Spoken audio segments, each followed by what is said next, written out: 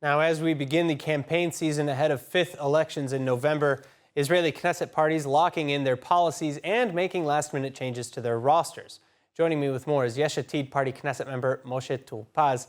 Knesset member, thank you very much for joining us. Now, first, have you had a chance to congratulate our new interim Prime Minister, Yair Lapid? Yes, of course. I spoke with him just the day he was nominated, and he's well into work. So, he's very busy, but he had the time to thank me. And we were talking a few, very delicate issues we have to deal with him at the moment. Is he enjoying the new position, or is there, no time for that given the circumstance? I think 10 years in politics, including two ministers and, another 7 years as an MK, head of opposition, have made him very ready and he comes to it with really, I think, a very mature, experienced politician. He's done many things in the other world and in politics. And I think he'll be an excellent prime minister. All right, well, now we know that Lapid's main message was to operate as if there are no elections coming. Is this his way of showing confidence that Yesh Atid will stay in power? Or is this a general campaign strategy to give the public a functioning government and show that a vote for Yesh Atid is well spent? I think it's both. I think Lapid is very confident about our ability to form the next government, but his state of mind is, we're here, we have to do the job, let's do the best we can, and let's take elections, put them aside. I mean, we're working on the elections. We want Yesh Atid to be big and strong as a leading coalition party, but we're now with the hands on leading the country, so we have to lead it. And that's why he said what he said, put the elections aside, let's look not only for 4 months, but 4 years ahead.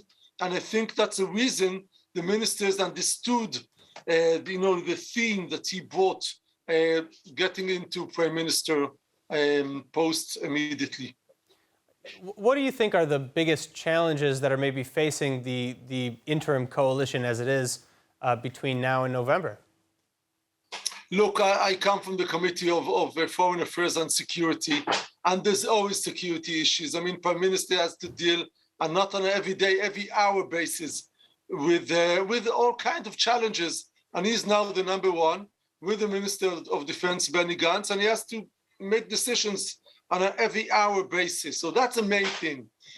Second, and not least, I would say economics. We know we're in a world situation of prices going up, of a lot of aftershocks and intershocks of the war in Ukraine, and that influences the whole world, including us. And we're very keen, very deliberate to work on taking costs down and promoting economics very strongly, and that's something Lapid is very much into. And I'd say the third thing is education. I mean, we're heading to a new educational year, 1st of September, and there's a lot to prepare. And I think Lapid will also influence very much the agreement between. Well, and there's also, of course, the conflict between the education field, the teachers and their unions, and the finance ministry, et cetera. So speaking of some of these challenges, what do you hope to get done in the next few months, and what can you do given the lack of a majority, which is why the coalition dissolved to begin with? There are a lot of decisions that a prime minister can decide on any term. He doesn't need the Knesset for it, and I think Lapid. But then these are those are short-term solutions, then, aren't they? Because if it's executive action, they can be undone in November. Look, it's not November. November is elections. We won't form a government before January. So we're talking about 6 months, maybe more. Now, there are a lot of decisions to be made now. And I would say there are a lot of things that can't wait. I mean, we're trying to pass the metro decision, which will build 10 and 20 years ahead the way that all traffic will look like in the center of the country. We wanted to pass the law, we couldn't, but we want to work on it even now. We're trying to get terms with the opposition on that and on a lot of other issues that we feel that the opposition isn't working towards the good of the country, but is only looking at a very sectorial part of work. And we're trying to open our minds and their minds to work together on the best things for the country, and that's what we need now. So speaking of the various parties, if we're looking, there have been a lot of changes. Itamar Ben-Gvir is splitting from his religious Zionism party. Moshe Feiglin is saying that he might rejoin Likud. Gantz and Sar say that they might unite under one banner, and there are others. Given the ongoing shifts, with whom or which parties do you think that you can sit in the next government? So for first, I think we need a big, strong Yesh Atid. We're looking at 25, many more mandates in order to have a strong party that can lead the coalition.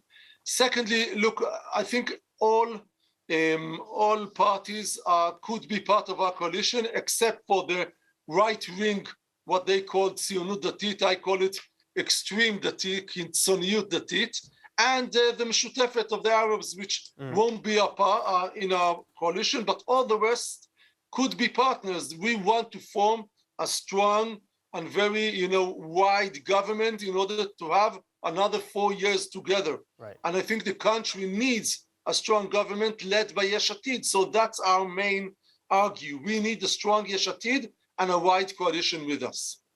Knesset member Moshe Tur-Paz, thank you again so much for taking the time to speak with us. Thank you. Hi everyone, it's Emmanuel Kadosh. I wanted to invite you all to subscribe to ILTV+, where you can find our daily news and updates about Israel. And not only that, but live feeds, entertainment, our kosher food show, and so much more. Needless to say, your subscription to ILTV+ helps us grow and create more content while also supporting the state of Israel.